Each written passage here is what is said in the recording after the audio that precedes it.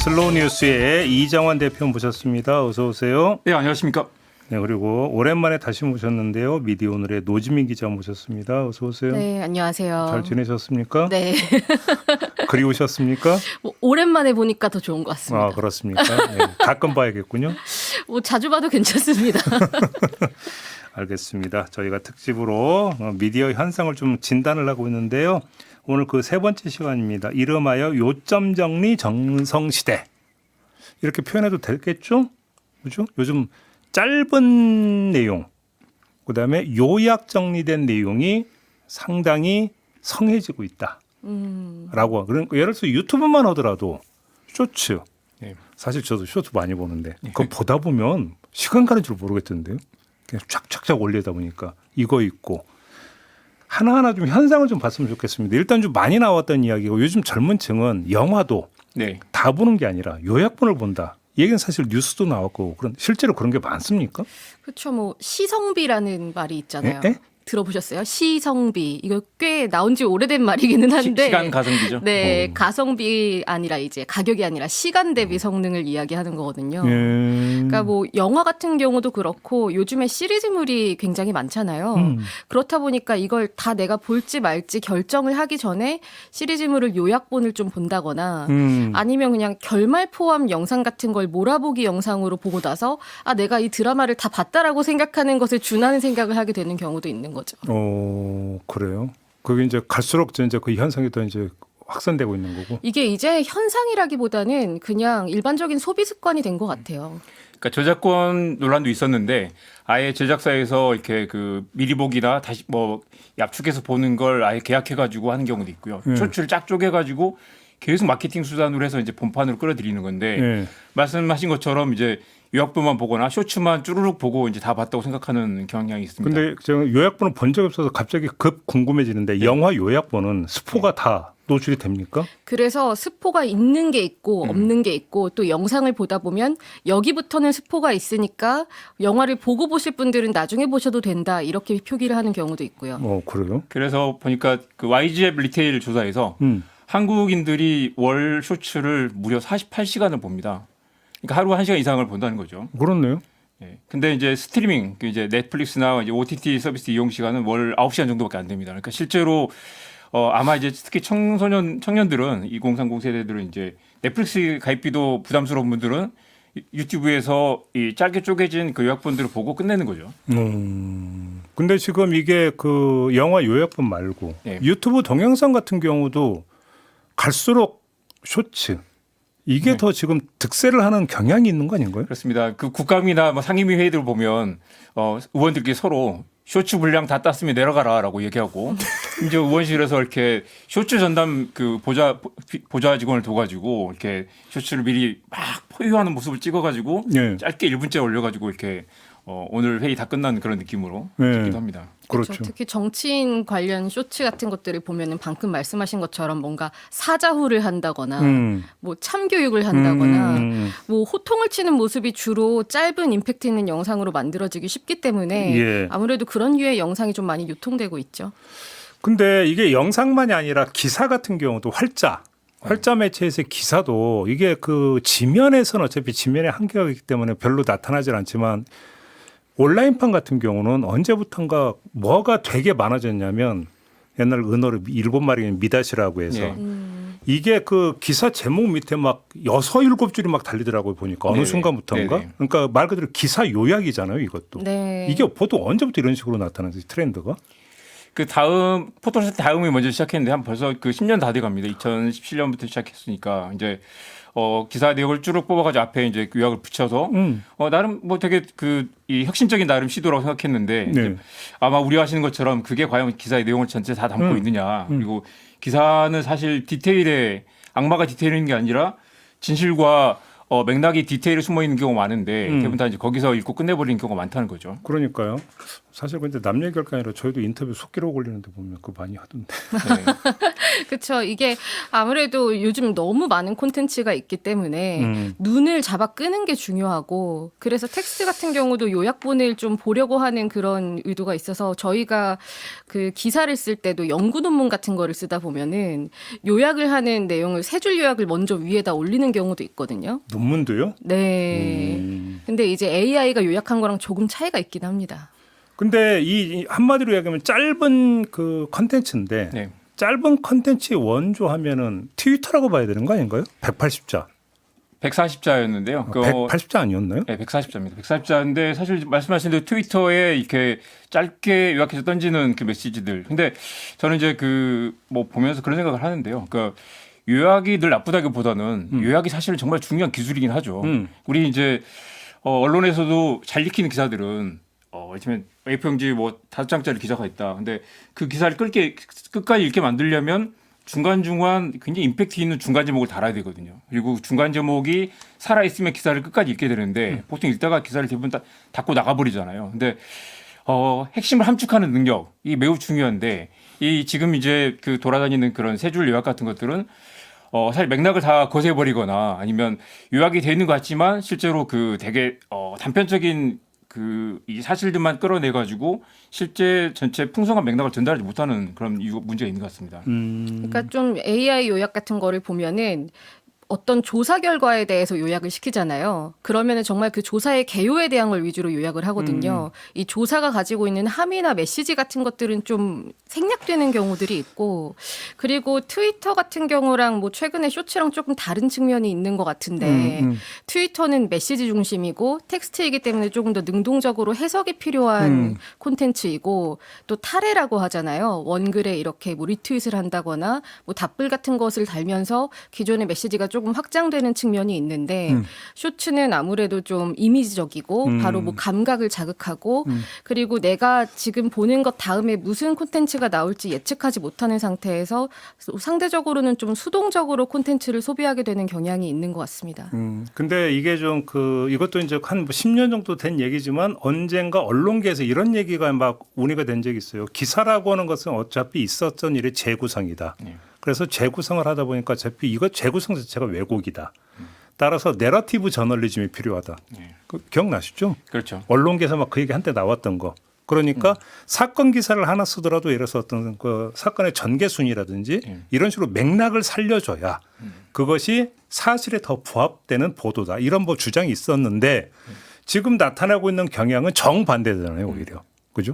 왜 이게 이렇게 좀 나타나는 이유를 어디서 찾을 수 있는 걸까요? 사실 말씀하신 대로 어떤 기사들은 이렇게 내러티브를 살려서 그 당시 상황이 어땠고 표정이 어땠고 뭐 이렇게 그 당시 분위기 그다음에 날씨부터 문 열고 들어간 순간에 그 무거운 뭐 이렇게 그렇죠. 그런 것까지 살려서 써야 되는 기사들이 있고 사실 이제 저는 그 뉴스의 핵심 저널리즘 핵심이 또 우리가 요약이라고 말하면 뭔가 이제 그 생략되는 느낌을 주지만 결국 기사의 모든 문장이 선택이고 판단이고 저널리즘의 핵심은 그날 사건을 규정하는 힘에 있다고 생각하는데요. 그렇죠. 그게 이제 조금 더 진화되면서 약간 이제 시성비 문제도 있고 다들 저널리즘의 핵심 뉴스의 핵심은 결국 무엇이 중요한가, 무엇이 본질인가라는 질문인데 사람들이 다 그걸 요구를 하게 되죠. 그래서 뭔지 잘 모르겠고 길고 복잡하고 재미없고 지루한데 이게 사실 그동안 텍스트 기사 문법이라는 게 이렇게 길게 써도 다 읽어주던 시기가 있었지만 이제는 사람들이 이제 신문 48면을 처음부터 끝까지 읽어보지 않고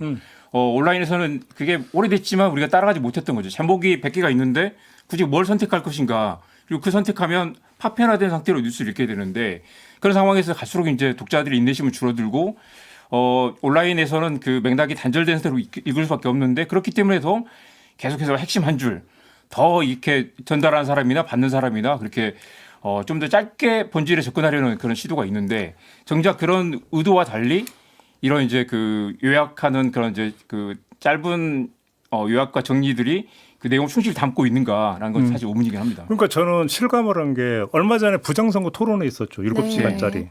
근데 제 이제 그 유튜브에 갑자기 그 하나의 이제 짤이 떴어요. 한 30초인가? 네. 봤어요. 네. 와, 진짜 알고리즘이 무섭긴 무섭. 그 순간에 그 뒤부터 계속 그게 뜨는 거예요. 뜨는데 뭐냐면 제가 처음 본 게 뭐냐면 극우 유튜버가 그러니까 다시 짤로 만든 그거였어요. 그러니까 뜨는 게 계속 그 계통으로만 떠요. 그래서 한번 봤어요. 봤더니 그거를 쇼츠를 여러 개를 보고 난 결론이 어떻게 나는 거냐면 완전히 부정선거 음모론은 음모가 아니었어.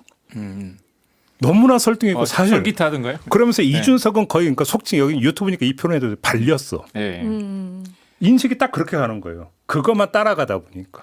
그러니까 이제 토론을 하다 보면은 뭔가 답변을 지금 바로 하지 않고 그 뒤에 하는 경우도 있고. 그러니까요. 이제 발언 시간이 각각 주어져 있잖아요. 타이머가 있고. 그런데 보통 그렇게 잘라져서 나오는 부정선거 토론 관련 쇼츠 영상들은 이거 봐라 이준석이 대답을 못했다. 그러니까. 이런 구조로 만들어지거든요. 근데 거의 사례가 그것만이 아니라 어떤 무슨 뭐 토크가 되든 토론 프로가 되든지 뭐 주거니 받거니 하는데 순간적으로 딱 잘라버려가지고 그 사람이 마치 된통 당한 것처럼 이렇게 하는 경우도 되게 많고. 네. 그래서 그 플레이보드라고 유튜브 순위 집계하는 그 사이트가 있는데요.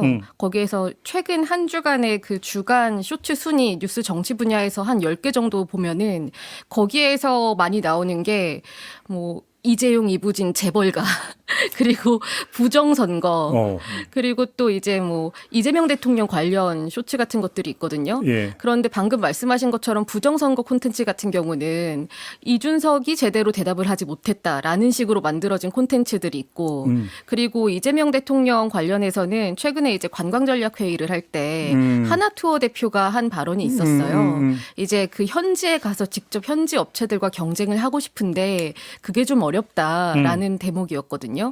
그런데 사실 그 전체 풀 영상을 보면은 굉장히 어려움을 호소하고 그래서 대통령이 여기에 대해서 무언가를 도와줄까 이런 제안도 하고 뭐 대화가 쭉쭉 길게 이어지면서 뭐 좌중이 웃음을 터뜨리는 장면도 있고 그래요. 그런데 여기에서는 딱 그 중국이라는 키워드에 굉장히 초점을 맞춰서 이재명 대통령이 들어서는 안 될 금기신된 것을 들었다 막 이런 식으로 영상이 만들어지는 거죠. 그러니까 이 현상이 이제 뭐 코끼리 책이 국내 번역된 이후에 뭐 너나 할 것 없이 껄핏하면 이야기는 뭐 프레임 짠다. 사실 그 맥락에서도 이게 이해가 될 수 있는 현상이잖아요, 사실은. 그렇죠. 이 사실 이제 뉴스 우리가 이제 기성 언론, 예를 들면 뭐 재래식 언론이라고 하지만 뉴스가 이제 신뢰를 잃으면서 사람들이 이제 직접 뉴스를 찾아보고 언론이 만들어진 프레임을 믿지 않는 그리고 이제 뭐 주입 뭔가 가르치려고 한다라는 데에 대한 반감이 있잖아요. 근데 보면 미국에서도 지역 신문들이 많이 사라졌잖아요. 그러니까 지역 신문이라는 건 뭐 뉴욕 타임즈나 그 이제 지역 단위 신문들이 사라지면서 신문지 사라진 지역에 그 지역에 이 지역을 다루는 뉴스가 없으니까 그런 지역에 가보면 그렇게 그 극우 성향 콘텐츠 유튜브들에 빠져 있는 사람들이 많다는 거예요. 그래요? 그러니까 이제 우리가 그 기성 언론에 그렇게 뭐 불신도 있고 문제도 많지만 언론이 만약에 그 약간 부정선거 토론을 다룬다면 최소한의 기계적 균형을 갖추려고 하죠. 그러면서 이제 적어도 반론을 담으려는 그게 이제 마지막까지 있었다면 쇼츠에는 하나의 강한 주장을 담아가지고 쾅 던져놓고 그게 계속 알고리즘 따라서 엄청난 이제 그 바이럴이 되면 거기서 수익을 얻는 구조가 그런 이제 확증 편향 가속화되는 그런 문제가 있는 것 같습니다. 근데 사실 쇼츠를 왜 만드느냐, 무엇을 위해 만드느냐를 생각해 보면 쇼츠에 한계가 있을 수밖에 없거든요. 이게 언론사들이 사실 쇼츠를 만들기 시작한 게 선택을 받아야 되기 때문에 플랫폼이 바뀌면은 소비자들의 소비 행태에 맞춰서 우리 콘텐츠를 볼 수 있게끔 해야 되잖아요.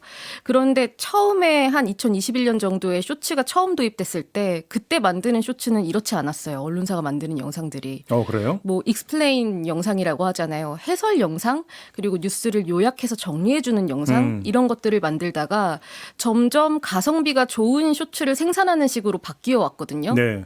그래서 지금 우리나라가 그 이런 소셜미디어 사용도 높고 쇼츠 이용률도 높고 이렇다 보니까 언론사들에서도 유통이 좀 더 많이 되는 쇼츠를 계속 만들게 되고 그렇다 보면은 맥락을 소거해야 되고 이미지적으로 눈에 박혀야 되고 이렇게 되는 거죠. 거기에는 균형이라든가 어떤 이제 뭐 저널리즘적 감각 같은 게 필요한 게 아니라 그리고 모든 국민이 아니라 특정 그 성향을 가진 사람들만 열광하거나 분노하거나 뭐 아드레날린 솟구치는 그런 영상을 만들면 그쪽으로 확 몰리게 되는 거죠. 한마디로 감각 자극이죠, 그건. 네, 감각 자극을 하기 위해서 더 많은 소비자들한테 바이럴이 되기 위해서 만드는 영상이기 때문에요. 그러니까요.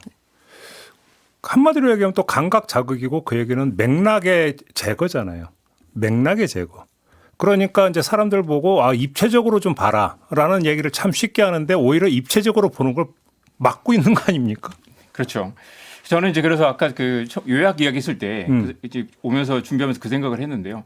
결국 우리 기사로 쓰는 모든 문장이 선택이고 판단인데 맞아요. 이를테면 뭐 3시간짜리 회의를 원고지 5배로 정리를 한다면 그 과정에서 뭔가를 버리고 뭔가를 선택을 해야 되잖아요. 실사 선택이죠. 이 쇼츠나 이제 극단적으로 요약된 콘텐츠들 아니면 특히 이제 정파적 진영적 논리 따르는 콘텐츠들은 완전히 그것에 한쪽 입장을 굉장히 강화시켜서 내보내는데 사실 우리가 이제 그 뉴스를 멀리하고 유튜브나 이제 그 쇼츠에 빠져들게 되면 그런 콘텐츠들에 계속 반복적으로 노출되면서 전체 큰 그림을 보기 어렵게 되는 그런 문제가 있는 것 같습니다. 그러니까요. 근데 여기서 잠깐 빠져가지고 그럼 제가 한번 그럼 두 가지 질문 드리고 싶은데 예를 들어서 그럼 이 쇼츠 전에 언론사에서 했던 건 카드 뉴스라고 있었어요. 네. 지금 그것도 한물 간 걸로 제가 알고 있는데. 그렇죠. 그럼 이것도 지금 저희가 이야기하는 문제의식의 범주 속에 놓아올 수 있는 겁니까? 그건 다른 케이스였습니까? 어떻게 보십니까? 당연히 놓을 수도 있겠죠. 그러니까 카드 뉴스라는 건 이제 읽히지 않는 시대, 텍스트가 읽히지 않는 시대에 약간이라도 토막을 쳐서 알기 쉽게 전달하려는 노력이었는데 카드 뉴스가 사라지거나 한때 혁신이라고 생각했던 카드 뉴스가 먹히지 않는 건 더 이상 재미가 없기 때문이죠. 여기에는 아드레날린도 없고 확 분노하거나 끌어오르는 뭔가 없는 거죠. 기본적으로 카드 뉴스에는 그래도 균형을 담아야 되고 뭔가 뭐 짧은 데 안에 이 양쪽에 뭔가를 담다 보면 이 임팩트가 떨어지게 돼 있죠. 이게 카드 뉴스라는 건 어쨌든 그 언론사가 드러나는 콘텐츠잖아요. 네. 그리고 짧은 영상이지만 상당히 심혈을 기울여서 만드는 영상이고 그 의미는 이것저것 다 집어넣는다는 거거든요. 예. 그래서 그럼 지금 예를 들어서 뭐 쇼츠하고 비교하면 이거 약간 차원이 다른 것이었다라고 하는 거고 또 한 가지는 그 디지털 문해력 이야기를 많이 하지 않으세요? 그다음에 뭐 이제 디지털 빼더라도 문해력 이야기를 많이 하고 있는데 이게 요약본 내지 갈수록 짧아지는 게 문해력 저하를 반영한 것이라고 봅니까? 아니면 문해력 저하를 유발하는 거라고 봐야 되는 겁니까? 저는 둘 다 뭐 그 반영된 측면이 있다고 보는데요. 한편으로는 저는 보면 이제 그렇게 아까 그 2시간짜리 드라마도 보기 힘든 영화도 보기 힘들어서 쇼츠로 보는 사람들에게 지금의 기사 문법이 굉장히 불친절하고 어려워요. 비효율적이고 네, 어렵고 게다가 또 기사 문장이라는 게 있거든요. 한국에는. 맞아요. 이게 뭔가 이렇게 재미없고 딱딱하면서 뭔가 권위 있어 보이려는 그 기사 문장체를 사람들이 견디지를 못하는 거예요. 도대체 핵심이 뭔지 모르겠다. 이건 문해력의 문제일 수도 있겠지만 그러니까 문해력 탓을 하기보다는 저는 그렇게 생각하는데요. 이게 와 이렇게 기사를 왜 이렇게 쓰나. 이제 이런 기사가 과연 읽힐까. 10년 뒤에도 사람들이 이런 글을 읽어줄까. 그러니까 뭘까요? 이렇게 무슨 회의가 열렸다라는 이야기를 한참 들여다봐야지 NRV가 무슨 내용이 있고 쟁점이 뭐 있는지를 이해하려면 이건 문해력이 아니라 정말 고도의 그들 업계 용어를 이해해야 된다. 이렇게 기사를 써서는 이제 우리가 기사를 쓰는 건 저는 100만 명이 보면 세상이 바뀐다고 생각을 하거든요. 근데 100만 명이 봐서 바뀌는 것들이 그런 아까 쇼츠들인 거죠. 텍스트를 100만 명이 읽게 만들려면 훨씬 더 쉽게 알기 쉽게 핵심을 담고 쟁점을 끌어올려서 뭔가 이게 사람들이 분노하게 만들어야 되는데 너무 재미가 없는 거예요. 그게 이제 문해력의 문제라기보다는 우리가 전달하는데 실패하고 있다. 쟁점을 드러내는데 아젠다 세팅을 하는데 계속해서 우리가 이 독자들에게 버림받고 있다고 생각합니다. 그 쇼폼 관련해서 뭐 나온 연구들이라던가 뭐 뇌과학자들이 하는 말들을 보면 소비 방식 자체로만 보기에는 어려운 것이 아예 사고 회로 자체가 바뀐다는 이야기들을 하잖아요. 쇼폼에 대해서 중독이 되면은 이미 다른 콘텐츠를 보는 건 너무 재미가 없어지고 자극이 떨어지기 때문에 루즈해 보이고. 그 문제도 있을 거고 그리고 기사 같은 경우에는 지금 기사 작성 방식은 수용자한테 친절하기보다는 생산하는 사람들이 가장 효율적으로 빨리 찍어낼 수 있는 포맷에 맞춰서 생산이 되고 있잖아요. 그렇다 보니까 뭐 엄중하거나 뭐 엄숙하거나 뭐 권위 있는 채를 쓰기 위해서라기보다는 그냥 굳어진 거죠. 생산하는 사람들 사이에서.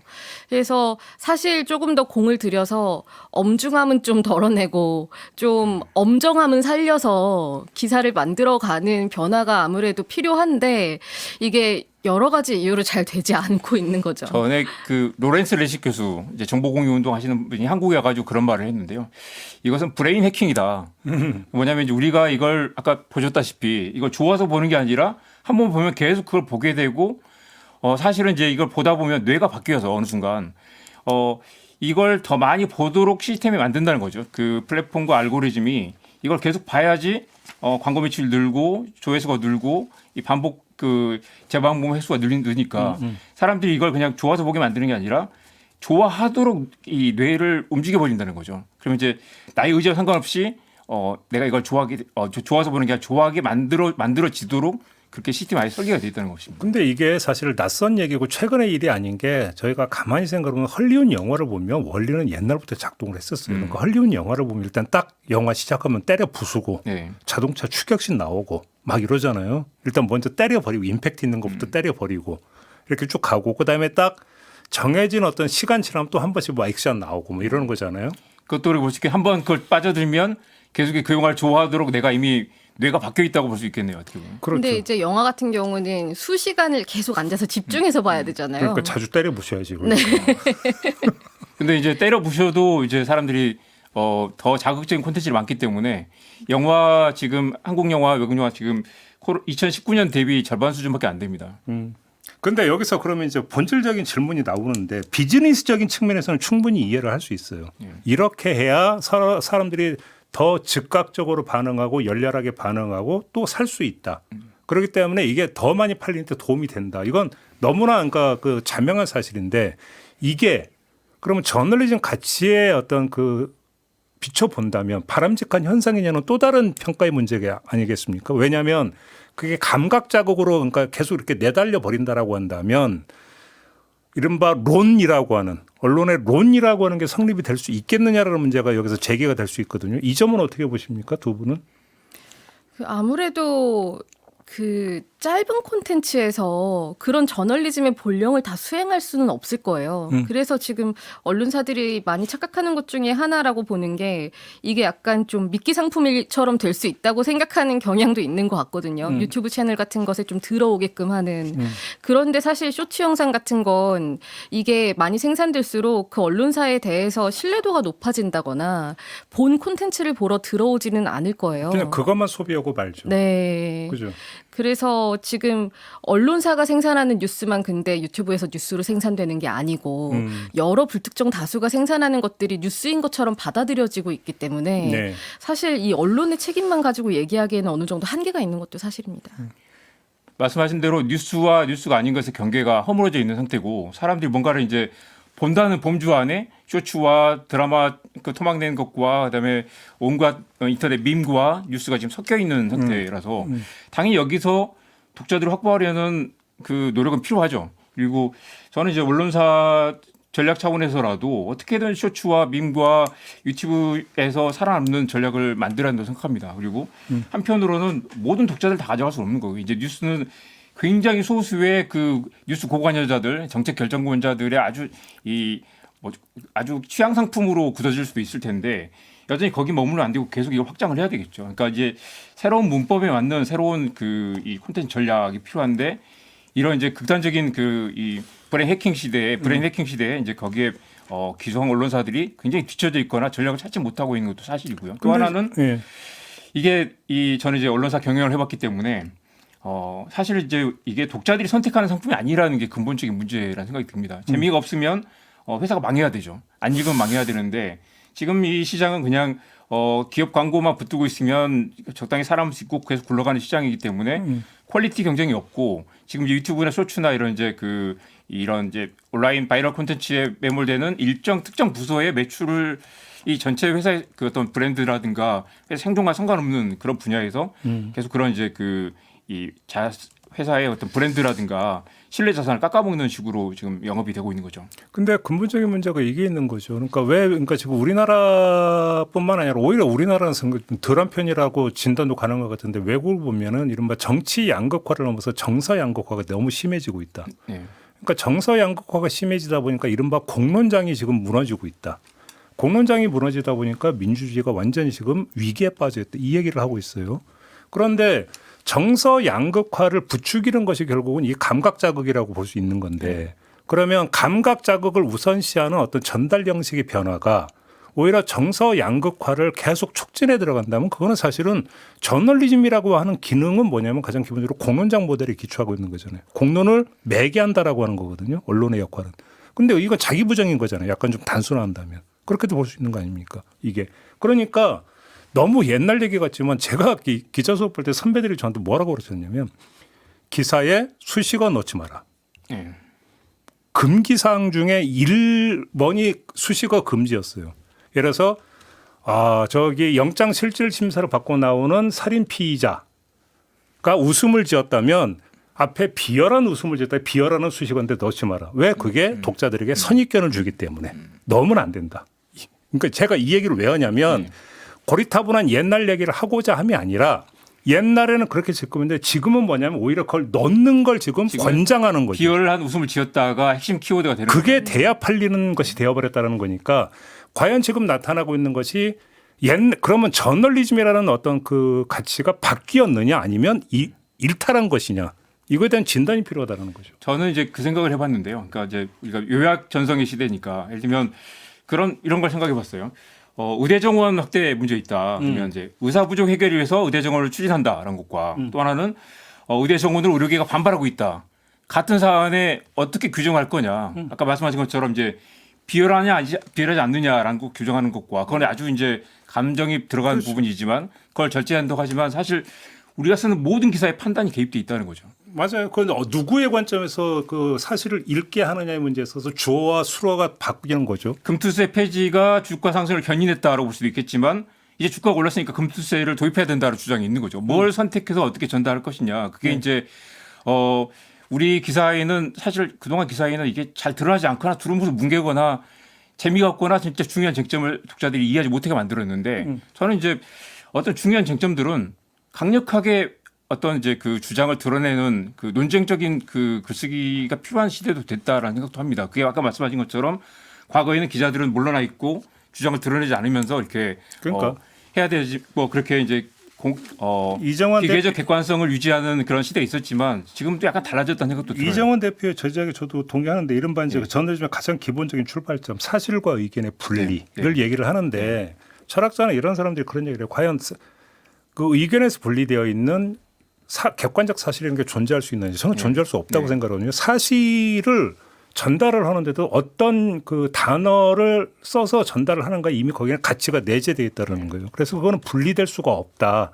그 점에서는 저도 100% 동의를 하는데 그러니까 이렇게 내달리자로 가야 되는 거냐 아니면 그러니까 경계를 해야 되는로 가야 되는 것이냐 이 문제가 있다. 이게 비즈니스적 측면에서는 당연히 내달리자로 가야죠. 왜? 그게 팔리니까. 그렇게 얘기해 볼 수 있을 것 같습니다. 내달리는 이 스펙트럼이 있기 때문에 이쪽에 유튜브 이제 극우 유튜버나 뭐 이렇게 정파지 유튜버도 있겠지만 이쪽에는 아주 정통 언론이 있을 거고요. 모든 언론이 다 내달리는 건 아니고 그렇죠. 내달리는 언론 중간에 유튜브 아니면 뭐 약간의 뉴미디어들이 있겠고 사실 이제 그렇기 때문에 이제 정통 언론이 어떤 균형을 잡고 어떤 이제 의제를 정리해주고 의제를 제안하는 그 역할을 하는 역할이 남겠죠. 그래서 이제 그게 사실은 무너지고 있거나 사라지거나 위협받고 있기 때문에 문제인 건데 이게 뭐 모두가 다 그런 건 아니라고 생각을 합니다. 그러니까. 이게 저널리즘이라는 게 그 결과물에 대한 판단도 있겠지만 그 사실을 찾아가는 과정이 있는 거잖아요. 그래서 사실 결론적으로 어떤 것이 선명하게 진실에 가깝다라고 주장을 하는 것 자체가 나쁘다고 보이지는 않는데 그런 선동적인 구호만 남게 하는 콘텐츠가 문제인 것 같거든요. 그렇기 때문에 지금 기사에서 나오는 것들을 보면서 사실 소비자들이 분노하는 것들이 공정한 척하지만 그렇지 않다.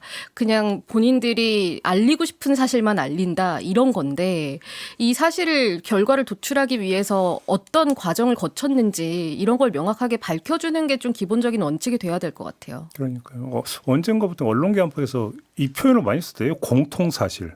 네. 이라는 개념을 많이 쓰더라고요. 그래서 저는 참 이게 무슨 말인가 했더니 공론이 성립이 되려면 공통사실이 있어야 되는데 이 얘기를 하던데 제가 볼 때는 그거는 제가 보는 견제에서는 개념화가 좀 잘못됐다고 보는데 그건 공통사실이 아니라 하나의 사실에 대해서 사람들이 다르게 규정한다는 뜻이거든요. 그것이. 그러면 그거는 공통사실이 아니라 그 사실에 대한 공통 개념인 거죠. 네.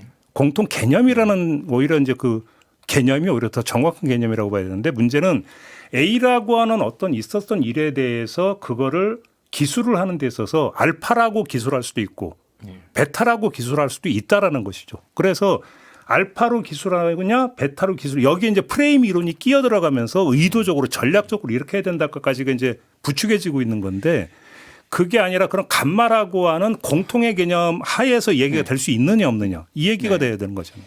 사실은 그 독자들이 뉴스를 볼 때 모든 언론은 편향돼 있을 수 있다. 모든 언론은 뒤에 주관이 반영돼 있다. 객관적인 척하지만 거기에는 어떤 이제 선택과 판단이 개입돼 있고 우리는 그렇기 때문에 이걸 한 발 물러나서 이렇게 그 전체 프레임을 볼 수 있어야 된다. 아니면 다른 의견을 같이 반영해서 봐야 된다라고 생각을 하지만 실제로 이제 그렇게 기사를 보지 못하고 그리고 이제 이 뉴스 생산 자체가 완전히 그렇게 바뀌어 있는 거죠. 그렇기 때문에 이 뉴스만 봐서는 이제 그런 그 객관적 맥락 같은 것들을 파악하기 어려운 그런 시대가 돼 있고 그렇기 때문에 정통 언론의 어떤 이제 그런 균형 잡힌 보도가 중요할 텐데 그게 심각하게 위협을 받고 있는 상황인 것 같습니다. 약간 좀 범위 이제 좀 마무리 좀 해야 되는데 어떤 언론사의 논조를 얘기하고 특정 이슈에 대해서 언론사의 입장을 하면서 사설 뭐 칼럼을 보는 것보다 저는 더 중요한 게 그거에 대한 스트레이트 기사가 어떻게 나오고 있는가를 사실은 면밀히 살펴야 되는 게 오히려 저는 더 크다. 왜? 그 칼럼 이런 거 같은 경우는 대놓고 의견을 밝히는 거기 때문에 오히려 차라리 필터링이 돼요. 예. 독자 입장에서도. 근데 문제는 객관을 가장한 스트레이트 기사에서 암암리에 어떤 스며들어가는 것.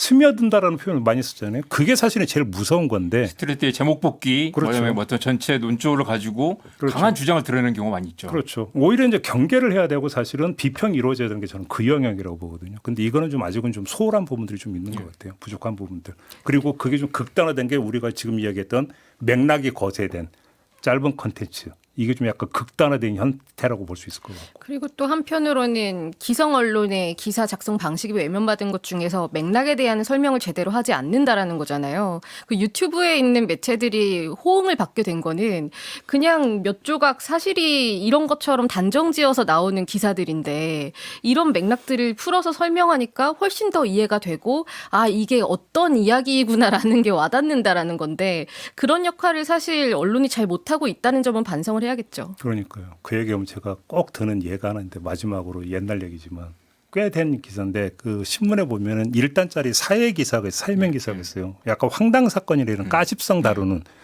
내가 그거 보고 너무나 황당했던 게 스토리가 뭐냐면 어떤 여성이 아파트 1층 베란다를 통해서 침입을 해서 쌀을 훔치다가 걸렸어요. 근데 그 집이 어떤 집이 시댁이야. 남편은 장애인이야. 그런데 시댁이 신고를 해서 체포됐다는 기사가 실렸어요. 거기서 끝이에요. 이 기사가. 이게 말이 되는 기사라고 생각하십니까? 여기에는 엄청나게 많은 사연이 있을 수밖에 없는 지금 현상이잖아요, 이거. 근데 거기서 끝. 이게 말이 되는 기사. 우리가 맥락 얘기하니까. 배경 스토리가 있는 거거든요. 근데 이건 아무것도 없는 거예요, 그냥. 이렇게 가면 안 된다는 얘기를. 제가 종종 하는데 예를 들어서. 언론사 전략 차원에서도 사실 그런 이야기들을 잘 풀어내는 게 굉장히 그렇죠. 중요한 그 경쟁력 있는 콘텐츠가 될 텐데요. 알겠습니다. 네. 여러 가지 문제가 좀 있는 것 같은데 오늘은 그 문제를 한번 좀 집중을 해봤고요. 좀 이렇게 마무리해야 될 것 같습니다. 두 분 수고하셨고요. 저도 물러가겠습니다. 고맙습니다. 고맙습니다. 네.